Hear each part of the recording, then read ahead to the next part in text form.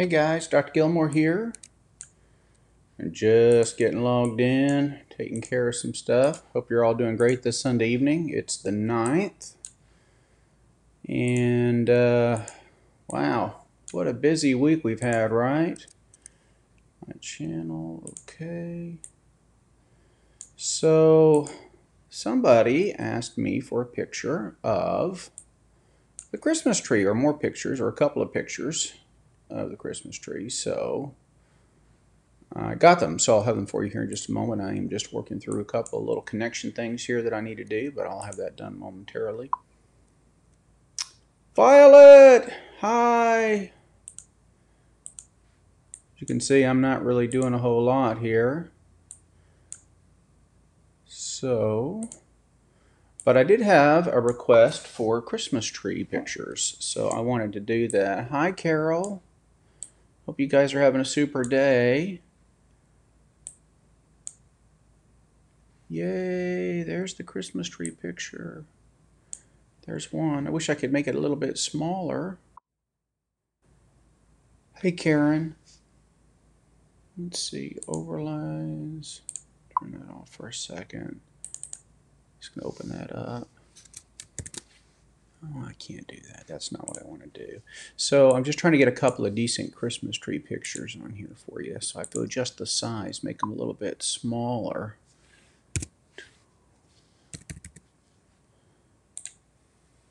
Bet that does it on this one. Let's try it now. Put it over on the other side. Nope, it doesn't. That's it, right? Crop in split screen mode. Good evening, Deborah. Oh, here we go. Yay! There's one Christmas tree picture. Let's see if I can get the other one done the same way. They're both pretty similar.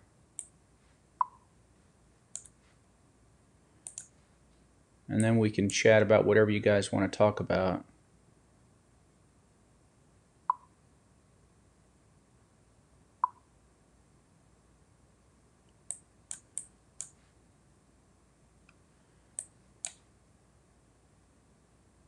Nope. Didn't work on that one. All right, let me adjust the size on it too. Sometimes you just have to kind of mess around with them a little bit, and that'll do it. All right, now let me try putting it up on here. See if it'll let me adjust. No.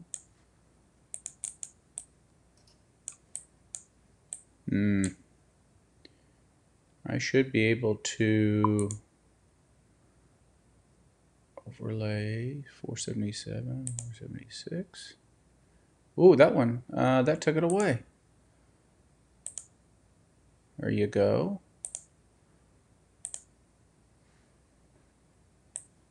Try it again. This time, see if it'll let me adjust it. No, won't let me. Is that Sue? Terrell and Suzanne, hi. Yours is going up. Well, I'm just going to leave mine up in the corner. That's the only one I can get up there, right? So I'm just kind of hanging out this Sunday afternoon and had a bit of a headache this morning, but still made it into church. Just realized my microphone's not. So I hope you guys are all having a great evening. Wow, that was a lot. Violet, hi. Karen, hi. Deborah, hi. And Suzanne, and we just spoke a little while ago. Hello, Sue. I left my hat. It's over on the counter if we need it, though. Terrell, hey, what's up, buddy? And how to share a video with me. Skype won't let you. Well, the best way to do it is to get a program called Dropbox. It's free. And you put your video on Dropbox and then send a link, and then I can download it from there. That's the best way to do it that I have found anyway. And that's how I send my videos to my editors in Florida. I upload them to a Dropbox account, and then they download on their end. And then we don't actually have to send the video through email or any kind of process like that. We just put them in the Dropbox, let them download, and then we delete them back off. And I'm glad you think that, Terrell. I do go to church. We went to church this morning, and it was a wonderful service. It was a really beautiful service. And found out that somebody we know has a very ill brother, and so we were praying for him, and just tears just came down, just lots of tears. Hey, Corby, Kelly, Corby. But because that's our spirit, that's our soul, that's our inner being. Sometimes it has it's going to do what it's going to do. Sue, why do you wait so long to put up your Christmas tree? We kind of put ours up after Thanksgiving. It's kind of the thing to do, right? That way you get to enjoy it longer. I guess you could put it up after the Christmas Eve and then enjoy it longer. And that reminds me, Christmas Eve is a Monday this year, and I'm wondering why I have to work on a Monday. Does that make any sense to you guys? So our clinic is closed on Christmas Day, which is Tuesday. We're closed on the Saturday and Sunday before. Hi, Bonnie. But we're open on Christmas Eve, which is not a long shift. It'll just be like a 2/3 day, but it doesn't seem like that makes a lot of sense to me. I think if you're going to have a holiday like that, you ought to be closed. Anyway, that's just my opinion.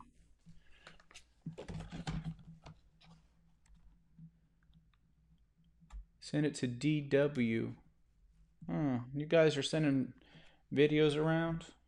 Secret videos? I want to know about secret videos.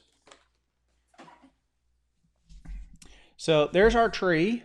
Another picture. Somebody asked for another picture of the tree. All right, there it is, right under my little Meta 7 thing here. And so I'm just hanging out, paying a few bills, or just throwing a little junk mail away.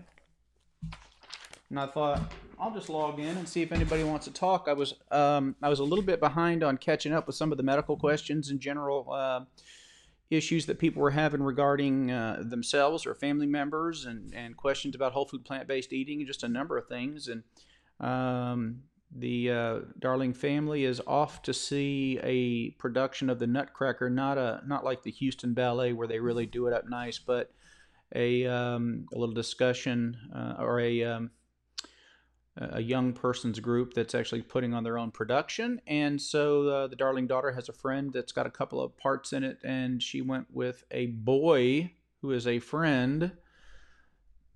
I don't know if that could be a boyfriend or not. I don't think so, but I'm watching closely. Anyway, so they went with the Darling, the DW, and so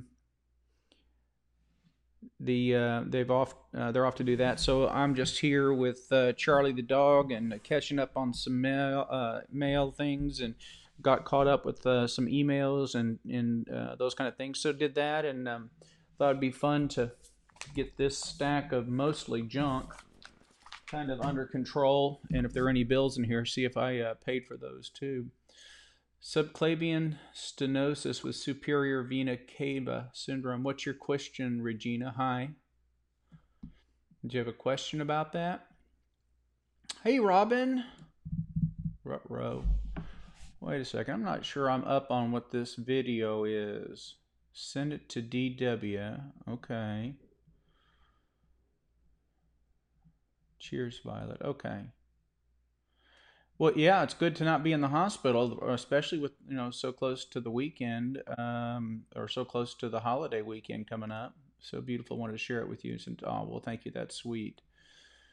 Subclavian stenosis. Okay, so any artery or vein can become stenotic, that is tight, with a superior vena cava syndrome, which means that you have a tightness in the vena cava. Now that's a vein, so when you have a vein tightness, then it can lead to pulmonary congestion. Is that what you were experiencing? And if so, that's easy to repair now with stenting. We just slip a little stent in there, open it up, and corrects the problem most of the time.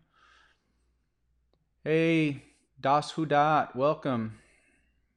Yeah, it can be scary, but it's usually repairable. Hopefully they were they able to put a stent in?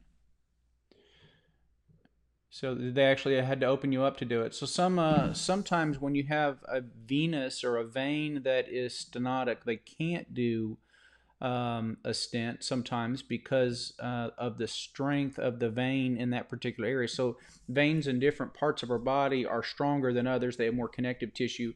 And sometimes when you have a stenotic vein or artery, there is an ability to put a wire in and then slip a stent through that will then expand and open that up. And a stenosis just means tightening. Well, if you have a tightening in the superior vena cava, that's where blood flows down back into the collection system that leads into the heart. If you're stenotic in that area, then you can actually block the flow of blood return back from the body, and you can get congestion in the lungs, which can back up into the heart, and you can get other areas where you can get pooling of veins depending on the extent of the problem. So that is kind of scary. So they opened you up, Regina? Is that what they did? And they were able to just probably put a graft in, right? Let me see if I can scroll down here a little bit. You had edema in the arms, neck, brain, and vocal cords. So your blockage was up higher,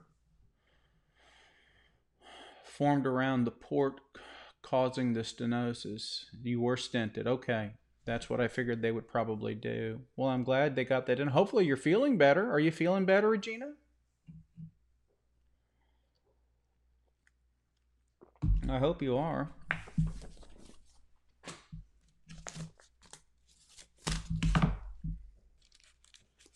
So if you guys hopefully have all had wonderful weekends. Yeah. Anybody have any interesting questions? We'll do it. While I'm going through the papers here. Although Regina's stenting was more than just a little bit interesting. That was a lot of interesting. That's not something you see every day. So they had to remove the clot, I presume. Ah, a bill. I knew if I dug deep enough I'd get a bill here.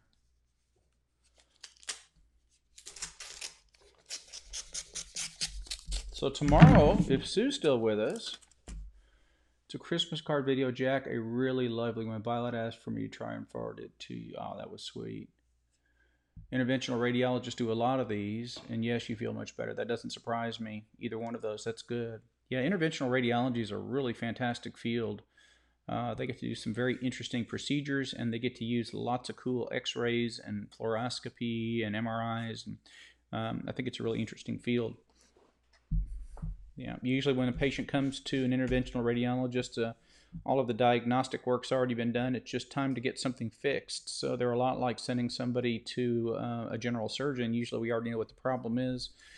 We just need somebody who's skilled at fixing that kind of problem. So the interventional radiologists often they fix things. That's what the difference. What's the difference between lupus and undifferentiated connective tissue disease? With lupus, there's enough signs and symptoms to actually apply the diagnosis, whereas with undifferentiated connective tissue disease, there is not enough in the way of specific markers, either physical or biological, to pin the diagnosis to something else. So in an undifferentiated connective tissue disease, we believe you have an autoimmune disorder similar to lupus, but we don't have enough information to specifically put a label on it. It's treated very much the same though. Sometimes people with undifferentiated connective tissue disorders will be able down the line to actually apply a diagnosis to it, but just not able initially. And it's not that we don't know something's going on. It's just that we're with the specific criteria that are involved for making a diagnosis. You have to have X number of problems from one list, X number of results or problems from another list, that kind of thing. Keep seeing ads on TV from lawyers, class action suits, etc. Of course, there are things I have had like mesh implants, IVC filters, and taking PPIs. Yeah. There's always a lawyer out there trying to make a buck off of something. Yeah, here we are. Save millions of lives from not bleeding to death from peptic ulcer disease and duodenal ulcers. And yet a few people have a problem with the drug, and so the lawyers step up to the plate to get theirs. But hey, I guess that's the way the world works. At least here it does. Doesn't surprise me. Some of the original stents, the inferior vena cava filters, or what we used to call greenfield filters, after a number of years, they would outlast their expected life. and the expected life of the patient, and they would break, and it would cause all kinds of trouble. So now to go have a greenfield filter or inferior vena cava blood clot filter placed, patient gets billed not just for what it costs to have the thing produced and put in, but also future litigation. So keep that in mind. Do you have residual spinal headache due to my blood vessels in my brain being so dilated, but hopefully in a few days that goes away? I think you go away. I think you have every reason to believe, Regina, that will improve with time. Yeah. Yeah. Did you actually have bulging of the retina or the optic cup in the eye? Did you have optic nerve head swelling, Regina? I'm curious.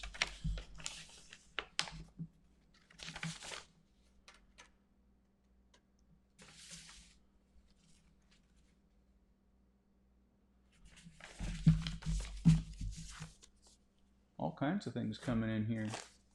Should have known if I put all the important stuff at the bottom that it would sit there and wait for me. Aha, something not for me. So the Gons is going to come over on Tuesday, and she likes to do things for me. She'll do the reconciliation of checking accounts, things like that, stuff that I don't really like doing, but I'm kind of behind on getting some bills paid just because of the busyness of this last weekend. So just getting caught up today, but I'll do anything not have to pay bills if I can sit here and chat with you guys. So let's get some interesting talk going. We've got a Christmas tree over here to talk about. It's cold outside. It's not terribly windy though, and it's not very wet, but it's a little chilly. Probably in the lower 50s. Not terrible. Not terrible at all. Gonna feed the fish. The water temperature is not quite 40, so I can still feed the fish. So I got that going for me today. And just trying to get ready for a busy day at work. Somebody sent me a recipe for Hungarian mushroom soup. But this particular recipe requires a few animal products, but they said it was delicious and I should be able to make some substitutions. For example, it requires some unsalted butter, and it requires chicken broth, which vegetable broth would work okay for that, right? A cup of milk. I suppose some soy milk would probably be okay, or hemp milk maybe. Let's see, salt, pepper, ground black pepper, lemon juice, parsley. I don't know what you'd use for sour cream. So I don't know if I'll be able to make this or not, because it's actually looking for a lot of substitutes. I may have to just find a different kind of mushroom soup to go in there. So what else is going on? Having a little bit of bourbon this evening. The pump system is actually working. So what I did was I connected some PVC pipe, thin PVC pipe, to the effluent line from the pond. So when you want to run extra water out, this is the line it goes to. And it's actually pumped out, or it's diverted through the bog filter. So I hooked into that line and brought it back around up to the level of the ledge, and I used large pipe up there, so the water will come in quickly and then immediately slow down, filter, and just sort of rise and then just spill off the edges. Well, the water speed will slow down enough to where any debris should drop to the bottom, and that's what it does. It just catches the debris, and every few days I turn the pump off and I just open up the effluent, and all the silt, all the dirt and whatever that's turning the pond the color of the Galveston Bay runs out. And so I'm slowly making progress in getting the water clearer. That, and plus the fact that the plants that I've replanted in the bog filter are actually doing quite well, so their rooting system is starting to grow, and I think that's helping. So I think that by maybe March, April, somewhere in there, the water should be relatively decent. I don't expect it'll be clear until all of the plant regrows, but I think it'll look a lot better than it did, say, just a couple of months ago. So coconut milk is the best substitute for sour cream. It just doesn't seem thick enough, though. It's probably you're probably right, Parker. Yeah, freezing in Nova Scotia. How far are you, Karen, from Peggy's Cove? Been there. Loved Nova Scotia. Loved it.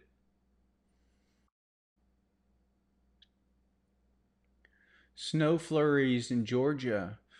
Yeah, nothing. No snow flurries here this time. I think we had a few flurries a couple of weeks ago, but I listened to a song on the radio Friday morning driving in, and I think it went something. It was a country western song. Went something to the effect of, "We don't get white Christmases in Houston." That's basically what what the song was about, and we don't get white Christmases here. That's for sure. So.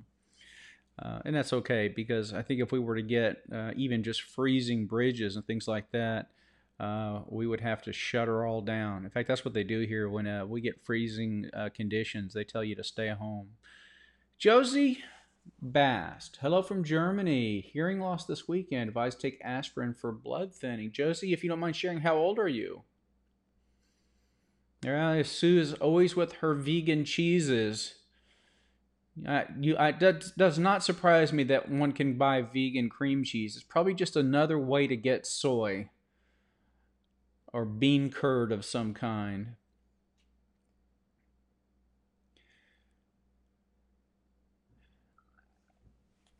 Probably. Yeah, Josie, I'm interested in knowing what your age is to be recommended a baby aspirin a day or a full aspirin a day if they tell you to do that for blood thinning. I advise all my patients, unless they have a contraindication, to take a baby aspirin, 81 milligrams once a day, beginning at age 40. That's what I advise my patients in my clinic. And they often ask me, why do I need to take that? And I say, well, you don't need to take it. What I'm trying to do is help prevent you from having a stroke or a heart attack or a blood clot form in the thighs or in the lungs. So no cashew nuts. Whiz up raw soaked cashew nuts and add lemon juice. That sounds pretty good. I do like cashews. What's the best solution for compulsive overeating? I have Asperger's syndrome and I don't get along with the nutritionists. There is a medication that is approved for overeating, for binge eating. And if you are a binge eater, Parker, there's a medication called Vyvanse that is often helpful for BED, or binge eating disorder. I don't know if that's your situation, whether you're a binge eater, just compulsive overeater, just overeat a lot like me. I just love to eat. So you might want to discuss that possibility with your physicians. I don't get along well with nutritionists either, and I don't have a lot of patients that care too much for the nutritionist because nobody wants to give up the way they like to eat, quite frankly. But I think there's a lot of nutritionists out there that they're just so busy following the textbooks, they're not looking outside of the box anymore as to other solutions to their problems. So I would ask your physician about Vyvanse. Vegan curry. Sounds pretty good. Taking Plavix for a month, then 325 milligram aspirin for the remainder of your life. You're 65. Okay, so did they feel like you probably had? They apparently felt like you had some kind of either a TIA, transient ischemic attack of some kind, and they're trying to make sure that it doesn't occur again or reoccur. So they're starting you on Plavix for a month, just to make sure that you don't get a recurrence of the hearing loss you experienced. I'm guessing the hearing has returned. That would be a guess. It's possible you could still have the hearing loss and they just don't want it to worsen. So just looking at the information you're giving me, trying to recreate what would have happened to cause you to have to take this collection of medicines. One would be a transient ischemic attack that involved the hearing center of the brain. So then the 325 milligrams then takes the place of or substitute for the Plavix. They're both antiplatelet medicines. And I think of aspirin as a medicine. Although just because, all kinds of things are medicines and they're over the counter, but I don't think of it like a supplement. In other words, I think that it should be treated very carefully, just like a medication. Take Concerta because Vyvanse isn't covered by insurance and SSI. Okay, well, Parker, let me ask you a question. Does the Concerta help with your eating disorder?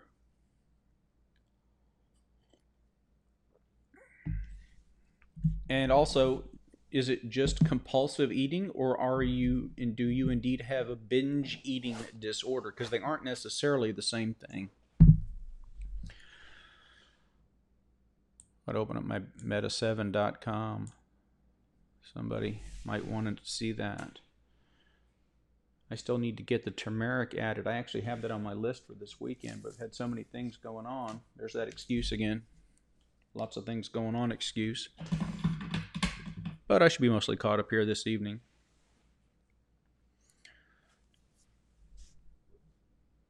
So we have 17 folks. Come on, folks. Throw some questions at me. I'm ready to hear. I'm ready to listen.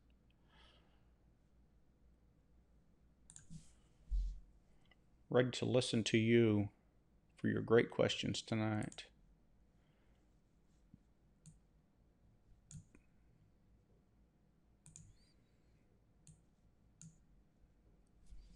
Didn't have hearing loss. You had the stenosis. Oh, I'm sorry. Josie, was that you? I got my names mixed up here. Okay, let's see. You're 37.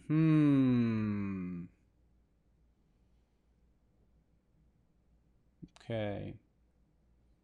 Yeah, you had the hearing loss this weekend, Josie. I'm sorry, I got you guys mixed up there for a second. Okay, you had the hearing loss this weekend. Advised to take aspirin for blood thinning. And then I got you confused with Regina, and I apologize. Okay, so you're taking Plavix for a month and 325 for the remainder of life, and that's because what they put the stent in, they want to make sure that you do not clot your stent, Regina, so that's why you'll be on aspirin going forward unless you develop an allergy to it, in which case you would end up on a blood thinner. Josie, you're 37, so I presume you had a temporary hearing loss, which most likely was caused by a transient ischemic attack, or a TIA, involving either the hearing center of the brain or the auditory nerve. And as a result, they want you to start taking the aspirin as a blood thinner to make sure that this doesn't happen again. But you're pretty close to the age where I would have advised you to start a baby aspirin once a day just to prevent this kind of thing. So I tell people, why do they ask me why do I want them to start taking an aspirin or a baby aspirin once a day? And the answer is I want to help prevent events like strokes. So Josie, you would not have made my criteria yet. Most criteria says don't start until age 50, and then there are others that suggest you don't start a baby aspirin unless somebody has had a coronary event. So we wait way long until somebody has had a purpose or some kind of incident. I like to try to prevent them if at all possible. So Parker, it says it kind of does, and that's your Concerta. But you also take Topamax. You weren't diagnosed with binge eating yet. Need to get that done sometime. Well, apparently they feel like that with your Asperger's that you are close enough to binge eating with your compulsive eating that you might benefit from a medication very similar to the Vyvanse, and Concerta certainly qualifies. So I think as long as you're on the medicine, there's no need to get the diagnosis. So you've answered my question there. So I would think that working with a behaviorist, somebody who can help you learn techniques to help fight your compulsive eating, and find a safe way for you to learn to do that on top of what you're doing with the medication would be your best bet. Let's see, Violet says, you noticed on the Meta site that the 3-pack of Meta 7, Cocoa Plus, and Essentials was sold out on the 30-day supply. Do I know when it might become available again? I absolutely know that it is not going to become available again. We have changed the recipe for our Cocoa Skin Plus. It is now new and improved, and that's what you're seeing advertised now in the videos with the new Cocoa Skin Plus. So we have a little of the original Cocoa Skin Plus, and we used to call that I believe what you're talking about is the Gumby Gene Pack. And we have a little of the original left, and we're going to go ahead and sell that out of the clinic. And we have a few cases, and that won't take long to go. And then we will reformulate the pack that includes the Meta 7, the new and improved Cocoa Skin Plus, and then the essential vitamins. So that'll become a new product, is what's happening with that. So apologize, that's why it shows sold out. So we're trying to prevent confusion. People that are seeing the new and improved Cocoa Skin Plus for sale online, we don't want them to see it online and then come over to the meta7.com and think it's the same product at a lower price, because it's not the same product. So that's why we went ahead and showed it as sold out. We're discontinuing that pack, and it's just going to show sold out until we replace it. So, yep, it's part of us growing. It's growing pains. Yeah, Josie, you're 37, had hearing loss. Is the hearing loss permanent, Josie? Was it temporary? I'm curious. Very interested. Yeah, sorry about that, but we're having to adapt to a changing market, and what we've discovered is if we don't get it on Amazon, we can't move the product fast enough for us to prevent it from expiring. Everything sells great. It's just sometimes we order a lot more of something than something else, and so that's just the way it is until the government does something about Amazon. Amazon owns basically the online world. I do have a handful of people that order regularly from meta7.com, and we get regular orders, don't get me wrong. But the fact of the matter is we sell much more of our own product on Amazon than we do through our own website. And that's just a fact. We can't compete with Amazon when it comes to their ability to get it to the home usually within 48 hours. We simply can't do it. So, I mean, they get the post office to deliver on Sundays. We can't get the post office to deliver our products on Sundays unless we go through Amazon. So, Amazon is too big. They're just what they say they are. They are Amazonish. If you email my office manager, can she tell me how much the PCV13 vaccine will cost with insurance? Yeah, I'm sure she could, and I'm sure she'll tell you that we don't have it. As far as I know, the Prevnar 13 is what we call it. We send folks out to the larger insurance companies, the larger pharmacy groups to do that. The same with the Shingrix.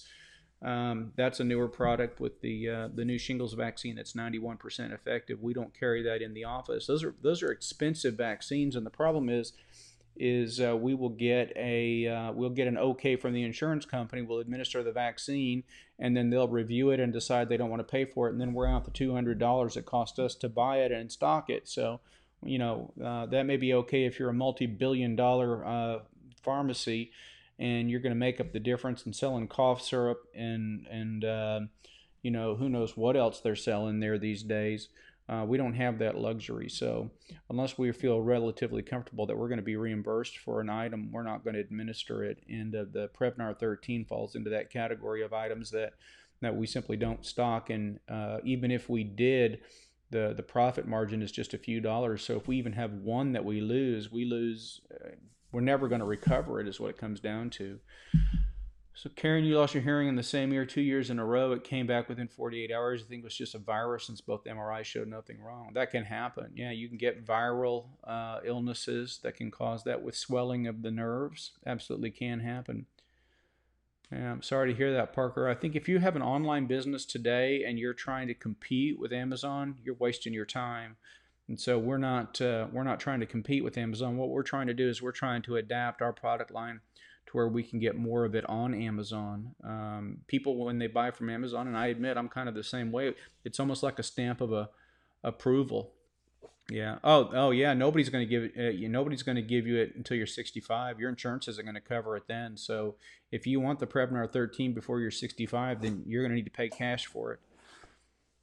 I don't know what that status of the Prevnar 13 is in other countries. I was talking to somebody today who's had severe bowel problems for months and is trying to get a simple colonoscopy, and they're in another country that has a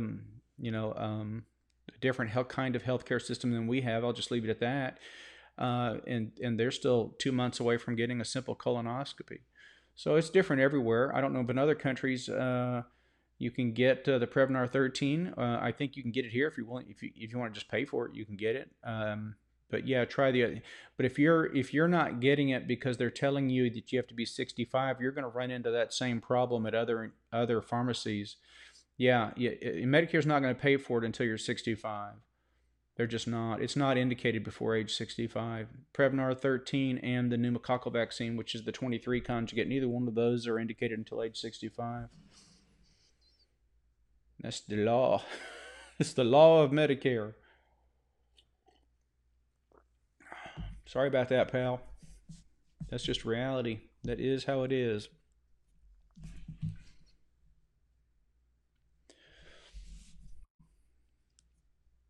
Well, congratulations. GoodRx is not going to matter when it comes to vaccines. Not that I'm aware of. I don't think you're going to get a coupon. I could look it up. I don't think you're going to get a coupon for a vaccine like that. Watch, it'll be here, and I'm wrong. But I've not known them to give. If they did, I'd start telling people about it. That's for sure.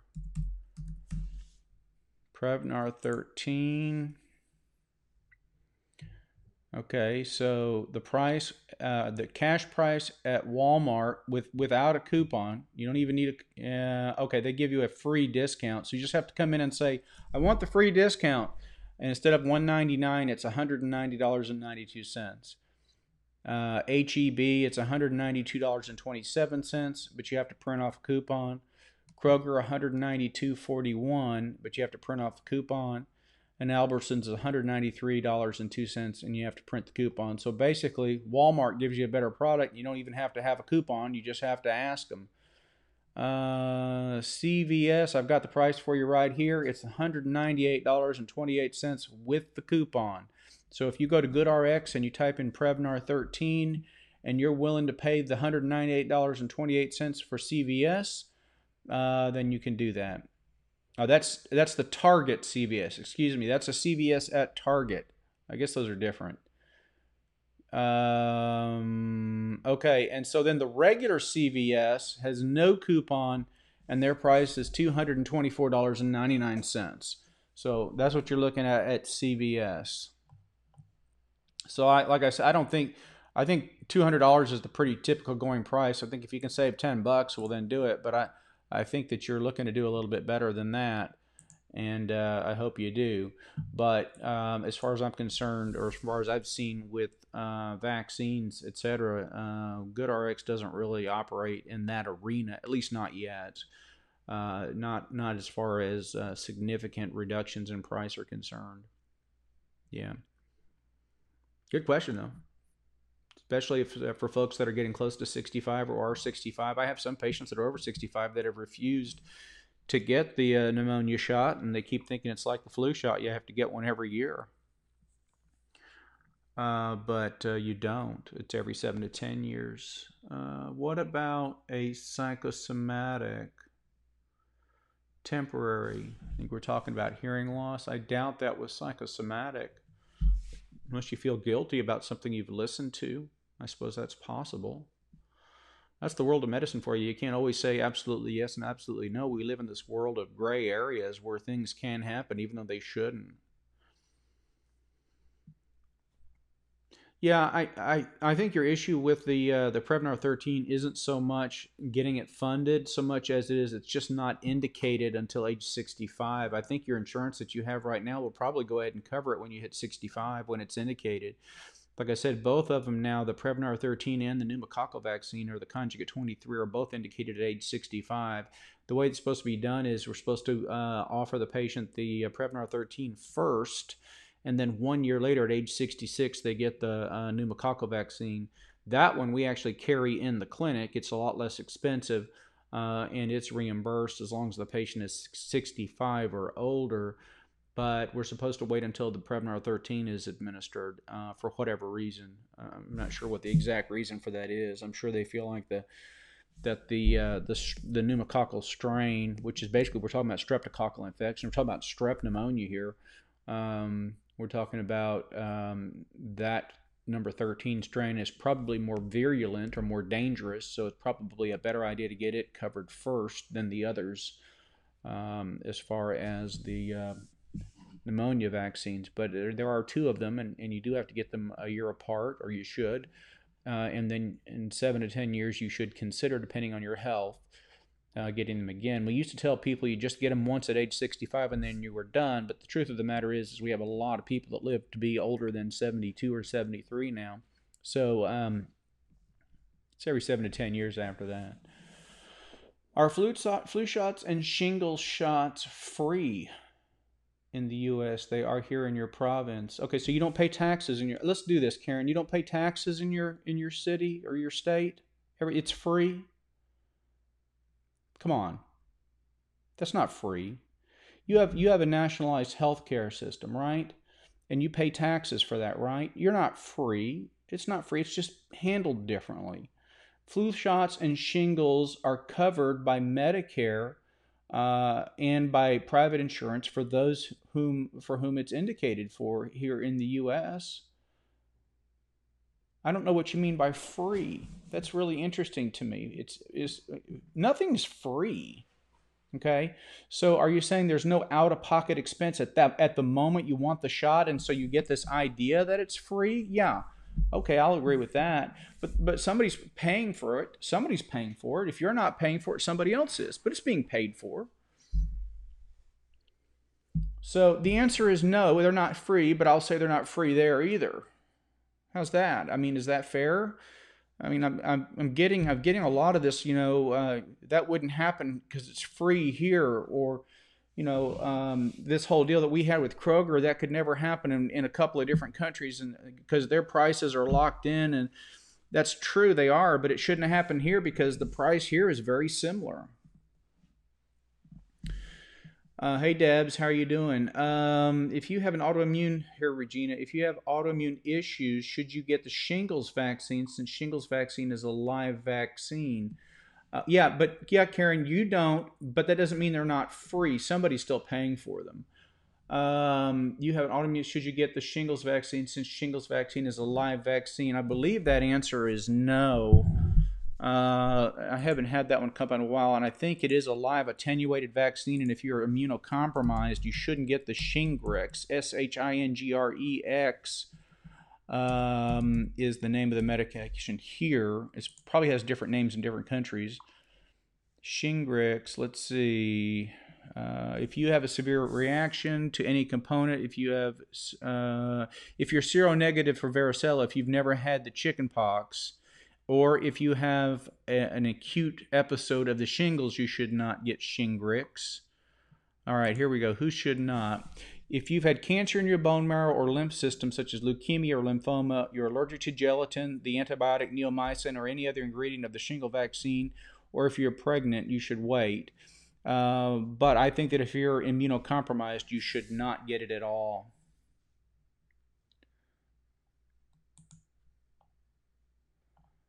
Okay.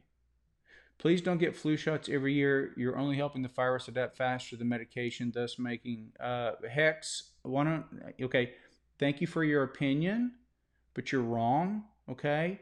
If you'd like to go and open, if you've got an opinion about something, ask if you want to ask what my opinion on is, that's fine. But don't just come on and tell everybody to do something because you've got some junk science somewhere. That's absolutely wrong. You're not helping the virus to adapt faster to the medication, thus making it stronger for the next person who catches it. That's absolutely erroneous. The flu virus mutates every year all by itself. We have to go and we have to harvest the flu virus from duck eggs, We bring them here, we incubate it, and then we create a vaccine specifically for that strain. And by the time that strain gets here, hopefully the vaccine has helped people develop an immunity to it. Sometimes the virus will have already changed or mutated again before it gets here. So what you're saying, you're telling people don't get flu shots because you're only helping the virus adapt faster to the medication, is absolutely incorrect. And the flu shots save millions of lives every year. Some of the biggest pandemics that have hit planet Earth have been the flu sweeping around the globe, killing hundreds of millions of people. Okay, so please don't say please don't tell people not to get flu shots because you've read some junk on the internet. Wow, I'm kind of cranky, huh? I don't mean to be, but I think that's irresponsible. Okay, so yeah, that's my opinion. If you're immunocompromised, be very careful before you get any live attenuated viral vaccines, okay? All right. Let's see what else we've got going on here. Your meds are, and Karen, if you are on a disability and your government is collecting taxes from somebody else and giving you that money in the form of reduced rate or free medications, then God bless you. I think that's the right way to treat people. I don't have a problem with that. But please, when you use terms like it's free, I think that that's a bit offensive to some people. And I just don't think that to believe that medications are free is the right way to think about it. I think that, understanding that we get them through an assistance program is fair. Hey, Sue, again. But no, I mean, that'd be like me saying, since I don't have to pay a fee to go get on the road and drive down to the post office, that driving on the roads are free here. Well, they're not free here. We collect a huge tax with every gallon of gasoline that's sold, and that's how we keep our roads looking nice, okay? But they're not free. Just because I don't have to pay to get on the road and drive down it immediately doesn't mean that it's free. It's paid for. And that goes the same with all medications. Look, in any kind of society, whether you live in a socialist society, a communist society, a capitalist, free marketist society, everything is rationed and everything has to be paid for some way or another. All you're doing when you talk about these different systems is you're talking about different ways that people contract with each other to decide who's going to pay for them. But they're never free. Okay. Rheumatologist prescribed colchicine to help with inflammation and pain of arthritis due to the fact that I'm unable to take NSAIDs. Regina, do you have a history of high uric acid? Have another sip of that bourbon. I need to calm down a little bit, right? I'm up on my soapbox today. There we go. It's actually pretty good. Rocky View, Alberta, Canada. Canadian health system is different from the United States. I would agree, but that doesn't mean it's better, and it doesn't mean it's worse. I'll agree with you that it's different. I'd like to see a breakdown on where the money comes from for these great new drugs that are coming out for people all over the world. Medications that cost billions of dollars to produce and test, and they get sold for pennies on the dollar in other places. Who paid for those? Are they free?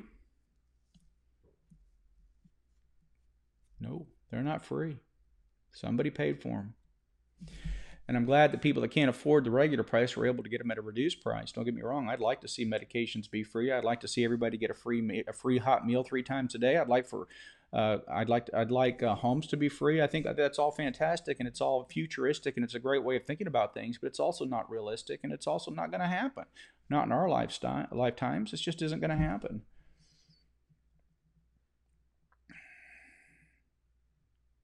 Okay, so you don't now, all right, so here's the thing. You can have a need for a medicine to keep your uric acid level down. And we use colchicine for other problems other than gout. So if you have an inflammation issue, it's a possibility that the colchicine could be helping even though you don't have gout, Regina. That is true. Tomorrow is my fasting day, all right? I had a headache for most of the day. So I got up this morning and I didn't take my medicines, my regular morning medicines. And no, I've eaten. I'm fine. I'm just paying bills.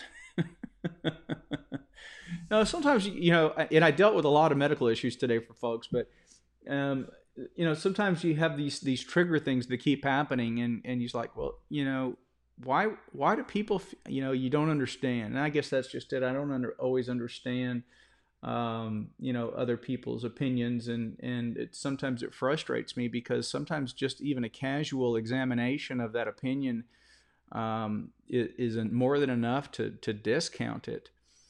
50-cent tax on every time. Yeah, there you go, Karen. See, nothing's free. You're paying like a VAT tax. Now we don't pay 15% here. We pay almost 8 3/4 sales tax. We call it here in Texas. But we also pay a property tax to make up the difference. So we're one of 5 of the 50 U.S. states that does not collect an income tax. So we don't file a separate income tax with the state. But the state collects all the money it needs because it just raises property taxes to whatever it needs to collect whatever it wants. So that's how we do it. I don't necessarily think it's the fairest system, but it is a system. And it does keep the price of properties lower here than in other places where they have very, very low property taxes and high income taxes. So it's a different way of applying to a society the need to collect money to run the government. Everybody is different, and some think that it should be one way, and some think that it should be another way. Used to spend $250 a month at Walmart for 30 days. Health Warehouse was $60 for 90 days. Well, it certainly does make sense to shop around to different pharmacies if you have a lot of medications. I think we talked about that with the whole Kroger incident.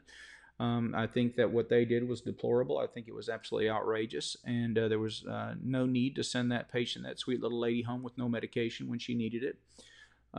So I was rightfully, justifiably upset about it, and I think everybody that found out about it was fairly outraged about the whole thing. And then there were those that started saying, well, this wouldn't happen here or it wouldn't happen there. And I said, nah, wait a minute. Whoa, whoa, whoa, whoa. First of all, this is not an us versus you situation. This is a situation of one person not caring enough about another person. And you can take advantage of an elderly person, whether you live in Canada, Mexico, the United States, Great Britain, Ireland, France, Germany. It doesn't matter. So, I'm not, I'm not necessarily agreeing that just because somebody lives in a different country, then they can't see some kind of horrible thing happen to a person. I think that's fairly naive considering the history of the world over the last 100 years. So let's be honest about it, right? I think that the evil lies within all humankind to mistreat one another. And I think that we have to stand up and say when something's wrong, we better say something about it quickly. Debs, I don't know if she got a discount. They should have just given it to her free though.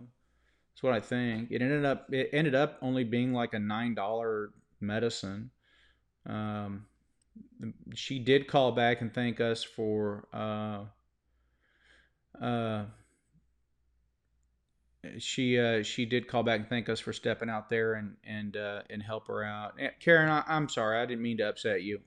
It's the idea, and it's a common idea, and it's not just you, but when people tell me that we should have a system that lets it be free, then I question this whole idea that somehow medication is free, and it's not. Let's see, you passed out one time only 10 to 12 years ago. The EEG was not normal, but not anything particularly normal. Repeated the test, same answer.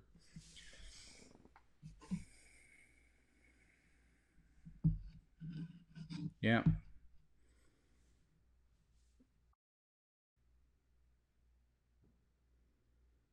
there you go, Mary. Well, I'm glad.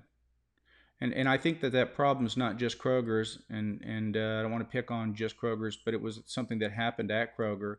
But yeah, there's been a lot of people that have emailed me and texted me or sent messages to the clinic thanking us for standing up um, for that patient because it let them take a look at what they were doing, and then they have found out that they're overpaying as well.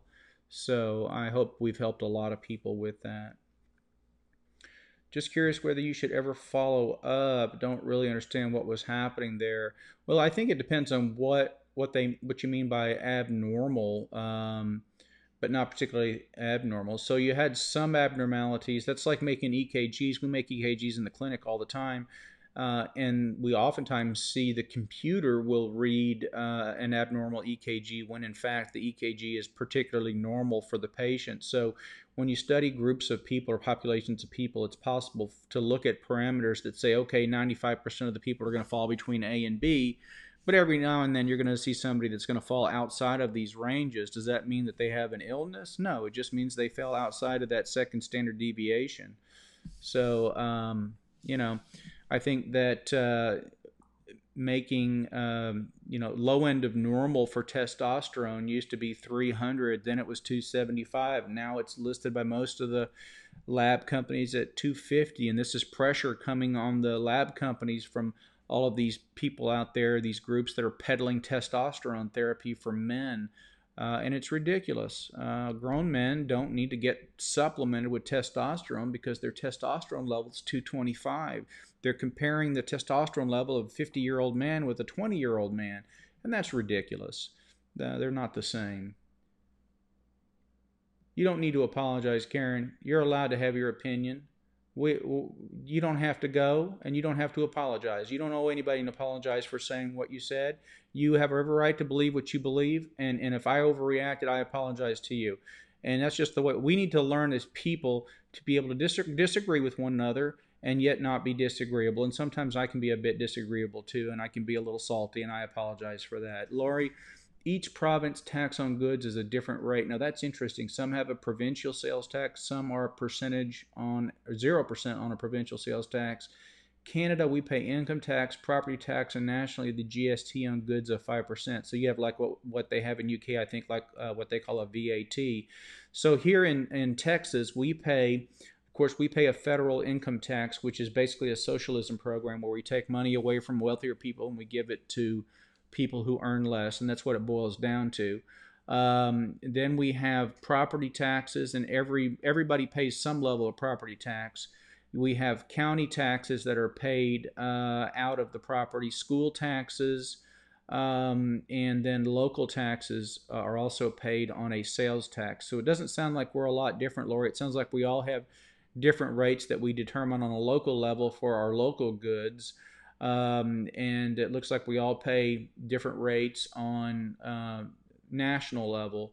I'd be very interested to see what percentage of the budget for Canada is spent on national defense as opposed to what the United States spends on national defense. I'd be very interested to see that. I would like to, yeah, there you go. So you guys have a form of socialism where you take money from the rich, and we call that the Robin Hood program here in Texas, where richer school districts have to give up money to go to poorer school districts to make them more equal. It's very controversial, but it is done here. I guess maybe it's fair, maybe it's not fair. But I think it's important that all kids get a good education. So I would say from that standpoint, we need to do it.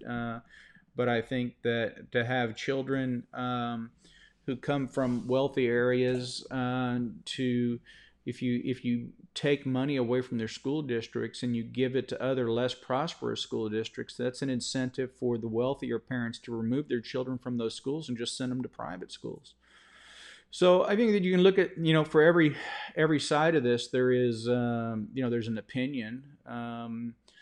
We've got a person who was just elected to Congress who thinks that we should have no immigration or customs enforcement whatsoever, that we should just open the doors and let anybody that wants to come in, and that we should pay for whatever they need. And this is a person whose idea of getting money for her apartment while in Washington, D.C. was to open a GoFundMe account because she had no resources. So she thinks other people should pay for her as well. At least, Margaret Thatcher, and I realize there are those that didn't like her, but she said it best: socialism works well until you run out of other people's money. Once you run out of other people's money, it stops functioning. Look at the great USSR. I remember growing up and having the menace of the Iron Curtain, and so many people being held where their border fences were designed to keep them from leaving. This wasn't a great prosperous state. This was a very brutal state where their system was so malfunctioning that people couldn't even get toilet paper regularly in the grocery stores. I mean, come on. We know what works and we know what doesn't work. And the system that does the most for the most people isn't a socialist system.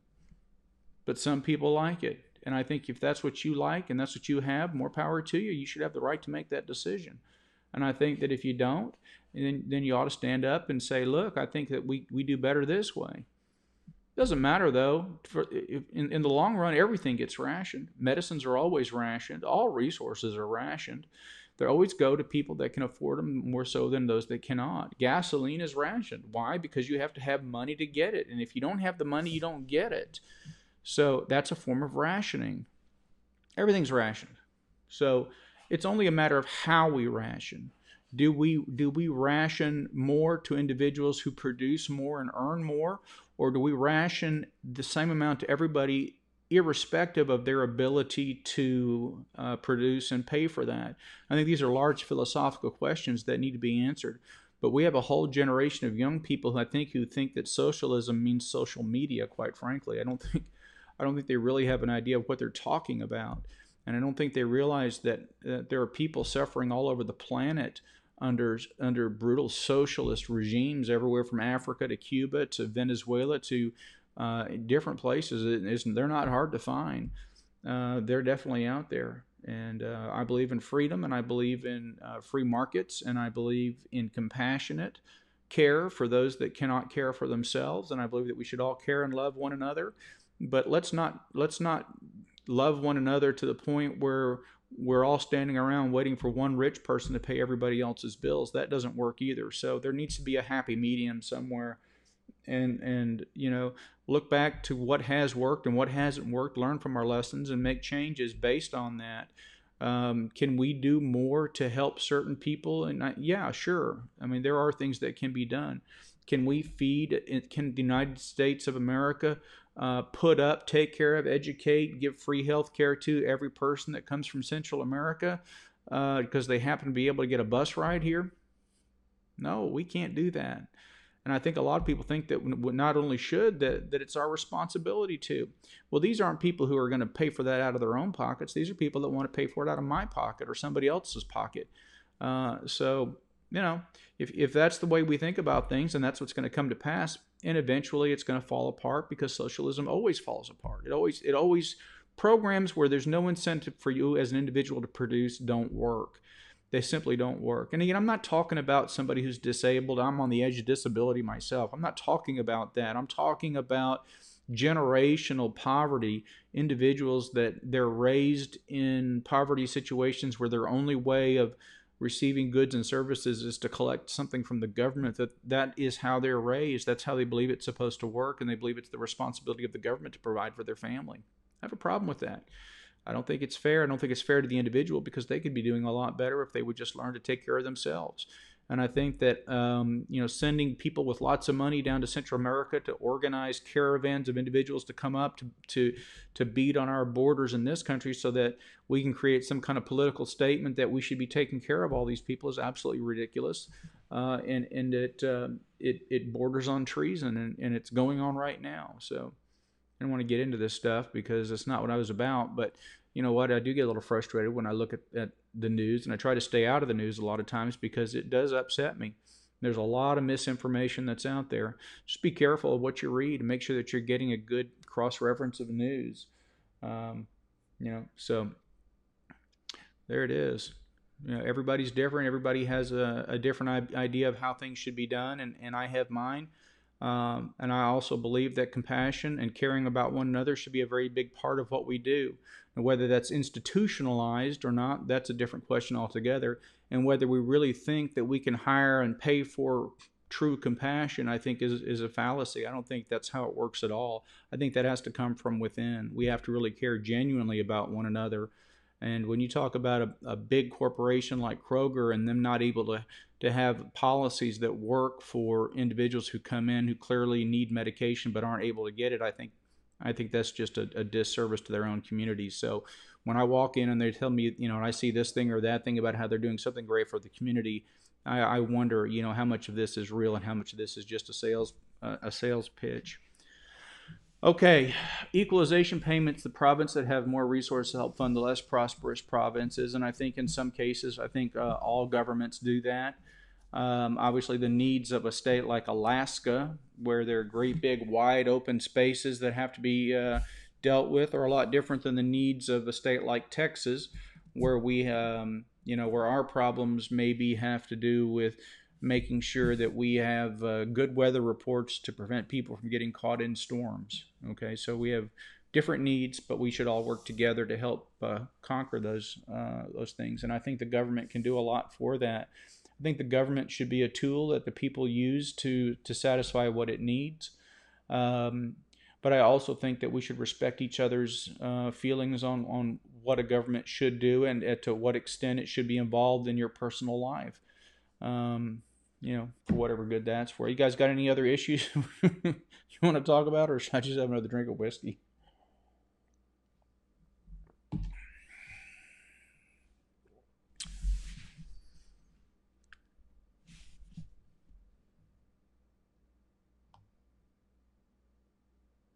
So, Suzanne, you asked whether you should follow up. I think if you haven't seen a neurologist in say, another 10 years, I think I would go back just to get rechecked on that and say, hey, I had an abnormal EEG. And although I've not had any significant medical issues, I would like to get that checked again.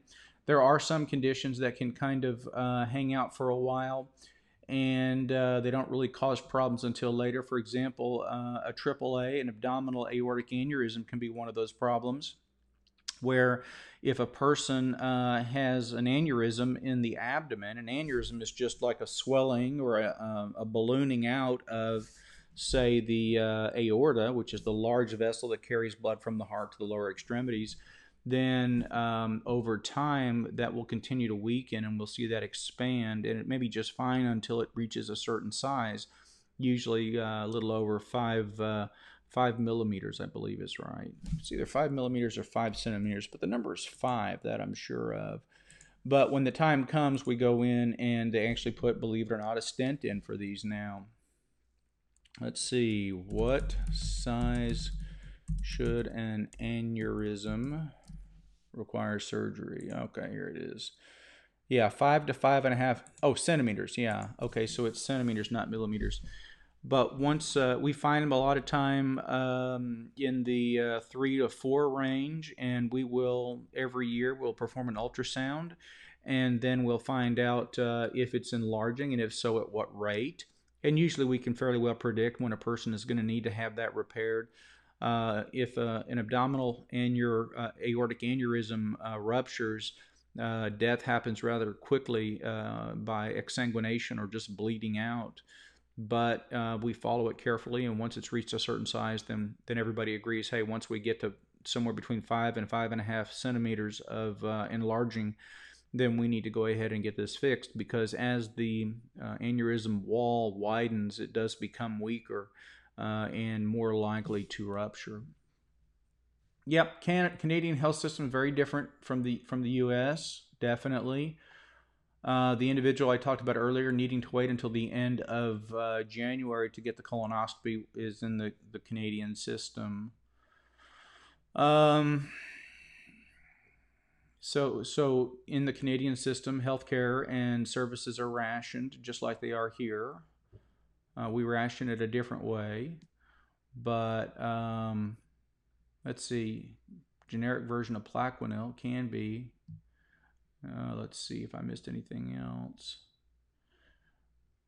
This goes towards healthcare, education, and you know what I think, Lori? I think we should have in the United States, I think we should have a separate tax just for healthcare. I think we should have a national healthcare system. I've always been in favor of a nationalized healthcare system in the U.S., and I've always wanted a two-tier system. And for the longest time, I thought that the UK had a two-tier system, but apparently it doesn't. Maybe it does, but it's something less than what I thought it was. But I'd like to see a two-tier system. In other words, with every citizen of the United States, you should get a baseline medical coverage. And that should be very similar to what you've heard about Medicare for everyone or Medicaid for everyone, but a baseline medical system of some kind. And I think we are ready for that. But I think we should also allow for a secondary system where if you are a cash pay patient, or if you want to go out into the market and you want to buy commercial insurance of some kind, you should be able to do that. And then you can dictate which system you want to be in. But no matter what, you've always got that secondary system, or call it the primary system, or whatever you want to call it. But you've got that baseline system. I think that would be fine. I don't think it should be a system that you're required to use, though. I'd like to see it as basically as a safety net. I think that makes the most sense to me. But hey, everybody is different. Hey, Real. Oh, thank you. Lori, on the therapeutic recreation, it did fascinate me. Coworker was at a training a few years ago, had an aortic aneurysm rupture while at the urinal. He said if another coworker hadn't walked in and found him immediately, the hospital hadn't been directly across the street, that he would have died. Yeah, you only have a short period of time with an aortic aneurysm to start the blood transfusions and get them into the operating room to clamp off the ruptured aneurysm, the ruptured aorta, because if you don't, it doesn't take long to exsanguinate. It's a very large vessel, and you can bleed out virtually all of your entire blood content in less than an hour. Called the insurance company about the PCV13. They told me the age does not matter. You can get it for $0. Well, what do you know about that? Was it pharmacy related, and did they tell you why you were quoted the $200? Did they answer that for you?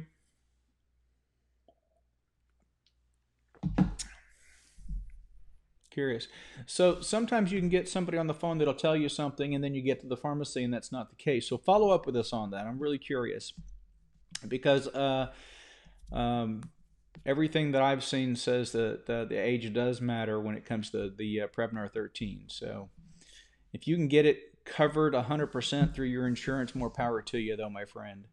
I'd say get out there and get it. I wouldn't wait till I was 65. I'd go ahead and get it, because it is a tremendous vaccine, and it's well worth the stick in the arm.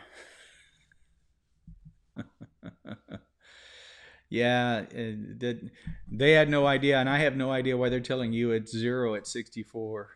He probably went to Krogel. Real, was that you that sent me the inbred cat picture? Because I thought it was hysterical. I wonder if I still have that picture. It was pretty funny.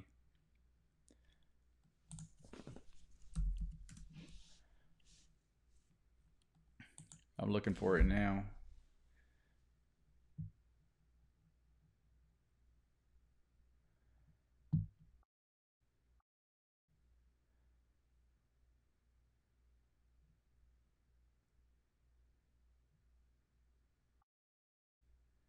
Yeah, that was pretty funny. I think I've got it. I'm going to share it if I still have it.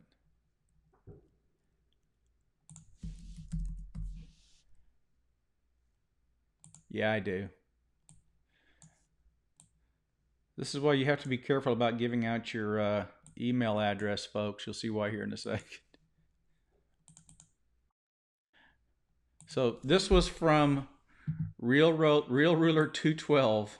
We were talking about cats at the time, and this is the picture that he sent me. He said, "This is the problem with inbred cats."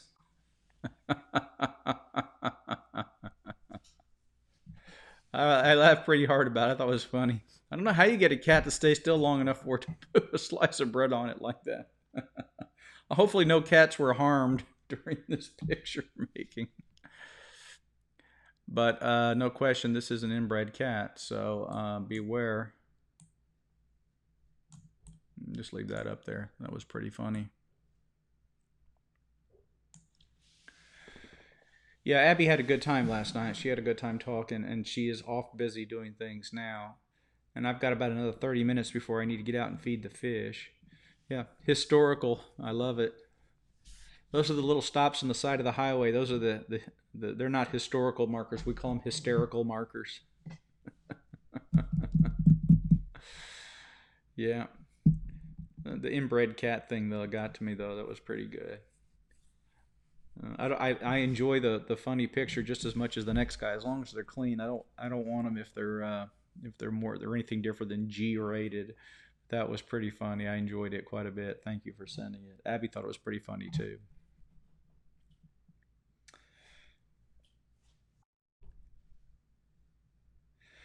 Oh, she's a natural. She's such a ham. I think she should have her own YouTube channel. I think she really wants to, but she's looking for a subject or a topic or something. Um, she's definitely got a great personality though. She's a lot of fun, and she's very talented too. They worked late into the evening last night doing Christmas decorations and painting plates to a certain motif. I don't think it was a Grinch thing, although that's the DW sort of thing as the Grinch, but they were painting something until almost 2 o'clock in the morning. So they definitely stayed busy. And Christina had to leave early this morning, but she helped us with evaluating some fragrances from one of our participators. I don't want to call you guys fans, but somebody that likes to hang out with us is working on some natural fragrances. And the DW and Christina, our guest, did a smell test on these. And so I got back with the creator to give them their feedback on it. So she had a good time doing that. And I think Abby got to smell some of them too, so that was fun.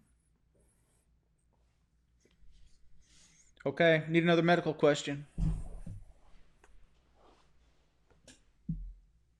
Did the Christmas tree photo. Just have a couple more bills to pay. Not much. Did I get all the questions? Was there anything we missed?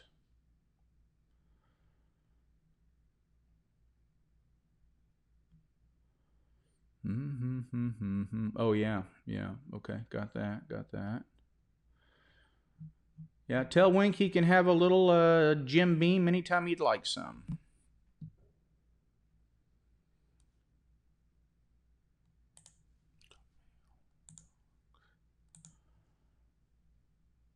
Uh-huh. So tomorrow we've got Gumby Jean back, and we'll be looking for a fun video. We got some big things happening toward the end of this month. I think that we'll cross over 500,000 subscribers on our main channel. That should be kind of fun. Um, we've got a Christmas party coming up around the 20th, and I think that's also on a Thursday this time around. So I've decided on that week I'll do my fast on Friday instead of Thursday.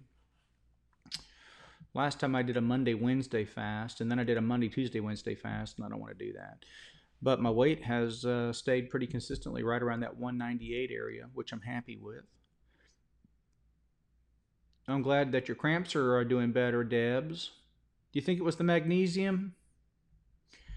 I bet it was the magnesium. Either that or just some rest, one or the other, right?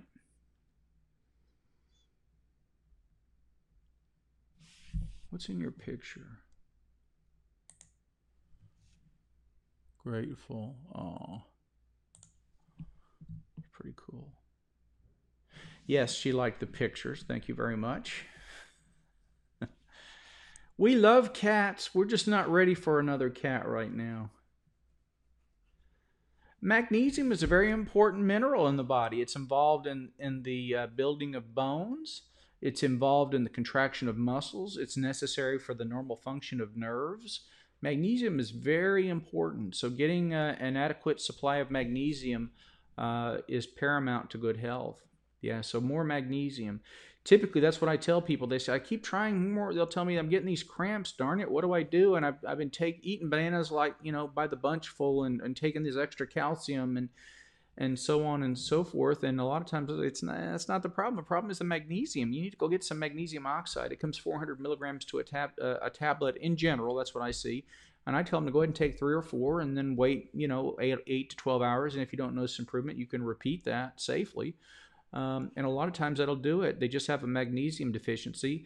A lot of times we find if people are taking a multivitamin every day, they don't seem to get the cramps that other people get. Especially if you take Meta 7, you don't. If you're taking Meta 7, you should not have to add any magnesium to your diet because Meta 7 has plenty of magnesium oxide. But the correct amount for most people, Debs, is about 400 milligrams of magnesium oxide a day. And I do know that it comes in different forms other than the magnesium oxide. And I think that if they are better absorbed, that's fine. But the difference in absorption rate is very, very small. 1 to 2% difference is not significant enough to go for the much higher priced magnesium. Let's see. Abby's World, the world according to Abby, just saying. I think that's pretty funny. Yeah, she's a pretty level-headed young lady. She's very smart. She's ahead of her time in maturity.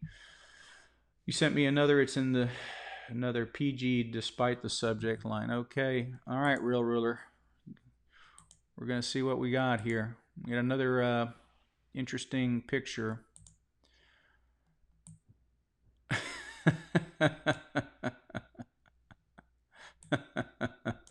I'm not sure I can share that one. It's pretty funny.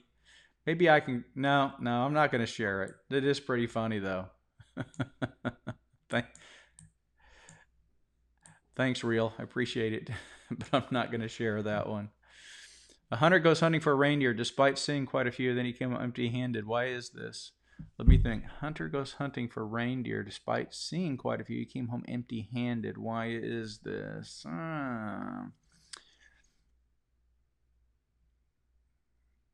Not sure.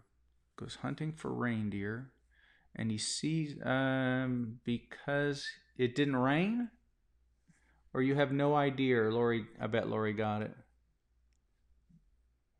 No idea. No rain. I say no rain. He wasn't shooting directly at them. Okay. I don't know. I think Lori's was pretty good. Yeah, we used to sell to Germany, but the same issue that we ran into, that we had to stop sending them to the UK. Sue Verhoeven will have Meta 7, should be just any day, and she'll be able to send to Germany from the UK. So you can get in touch with her. I think she's in and out on our discussion here this afternoon. So you can say hello to her. Sue, are you still with us? If you are, you might want to put your email in or your website. And for Josie, we shipped quite a few to Germany, and Germany was a good market for us. So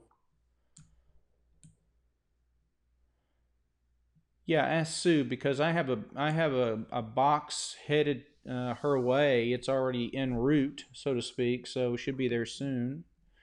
You're here. So we have a question regarding getting Meta 7 to Germany from Josie. So I suggested that you might want to put your email address up, or your website, whatever you're comfortable with, so she can get in touch with you regarding getting some Meta 7, since you're going to have it very soon, unless it gets lost in the mail, which I doubt it will.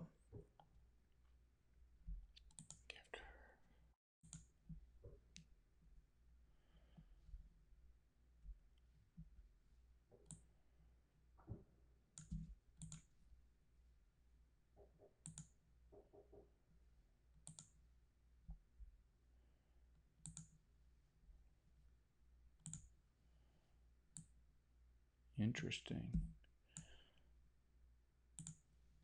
Okay. Autocorrect wants your name to be Jody Josie. So I sent an email. Did any of you used to watch Josefa Reina? Do you all remember her? She's an esthetician from Spain. Were there any Josefa Reina fans in here?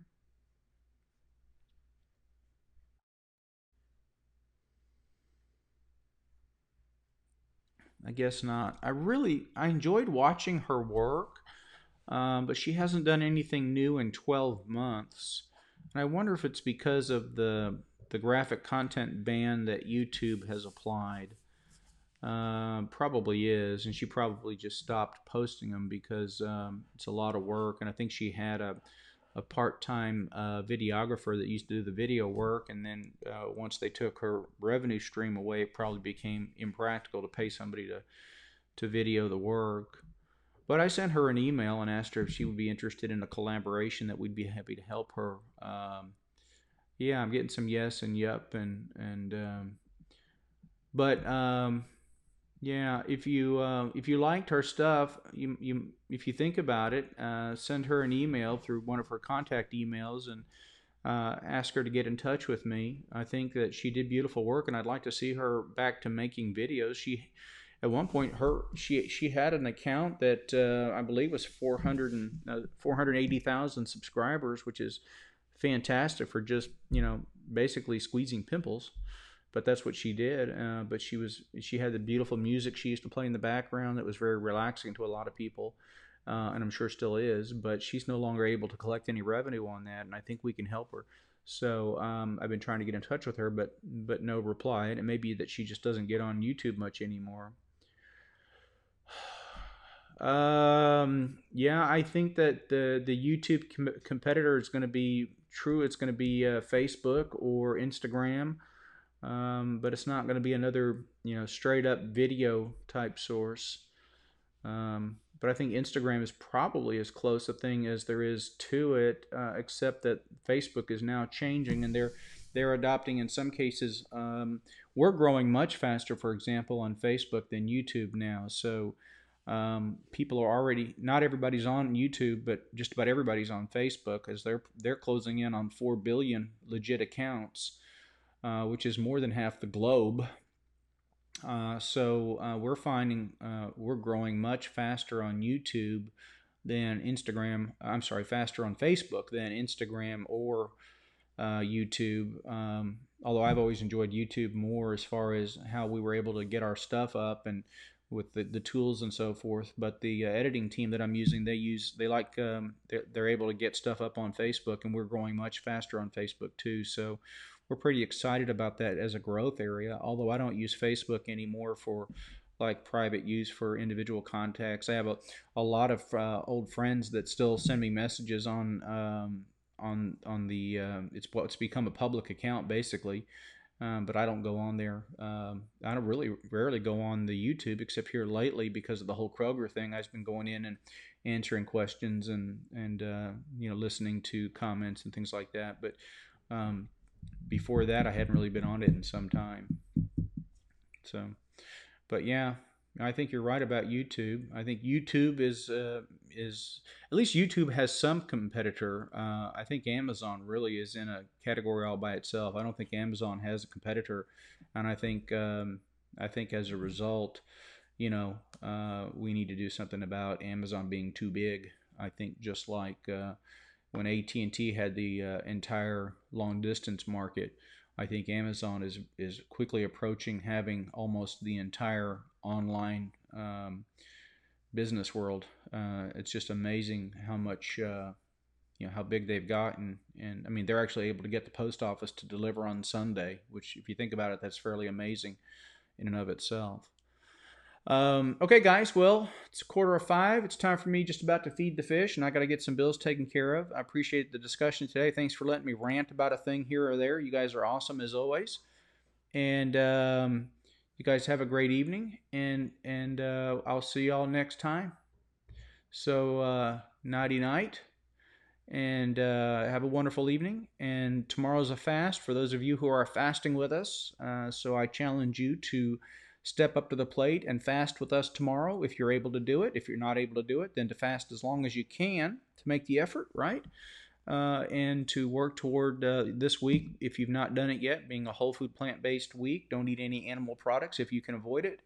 And enjoy good health, lower blood pressure, lower cholesterol, decreased risk for autoimmune diseases, and decreased risk of hypertension or high blood pressure, and general better health. Okay, yep. And tomorrow night on with Sue at 6 o'clock Central, 7 o'clock U.S. Eastern Time, midnight in the beautiful United Kingdom of Great Britain and Northern Ireland. Did I say that right, Sue?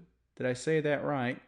And so then it'll be midnight their time. And Sue has, I believe, a special guest for us tomorrow who's going to be joining us from sunny California, I think. So it should be very exciting, talking about raw vegan and raw whole food plant-based diet. I'm pretty excited about that because I think that's a direction I'd like to lean more into. Even though I'm completely vegan now, I'd sure like to see a few more options, maybe different ways to eat foods on the go. I like to eat on the go, and I think going raw vegan might be a good solution for me. So, all right. So good night, all. Love you all, and see you tomorrow evening then, or tomorrow morning. I'll check in and let you know that I started the day with black coffee and good hopes for the day. So good night.